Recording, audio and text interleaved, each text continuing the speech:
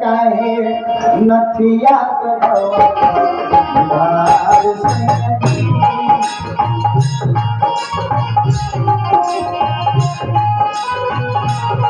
काहे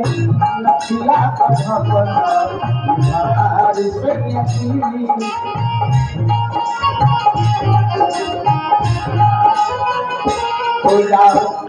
चली रे के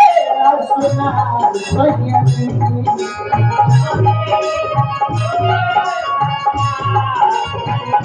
पूजा हो चली रे के सुनार सैयदी काहे नथिया सुनार सैयदी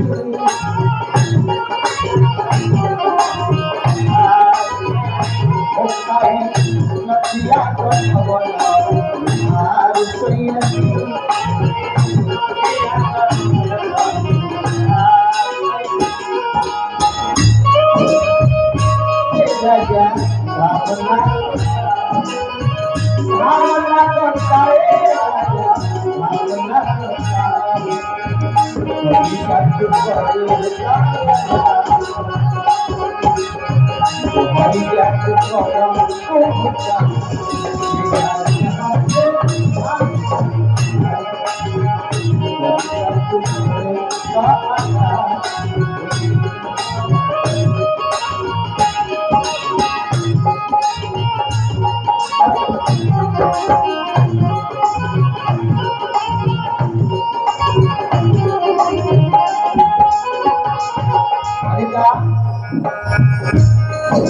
पढ़ी लिखी घर की क्या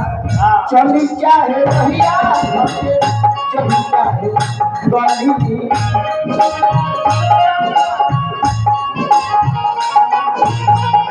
कहला कि भेजे आओ तनी भाली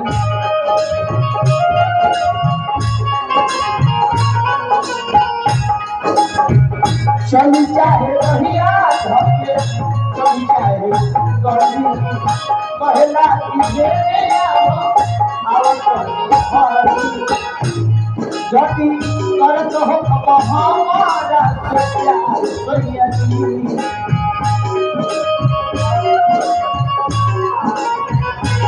जाके अजूरा कोई बात सैयदी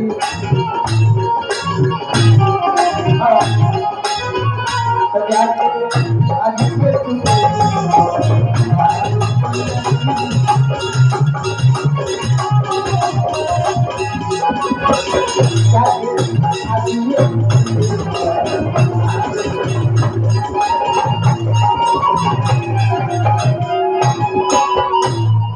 लेकिन अच्छा दोनों भैया कहाँ रहते हैं?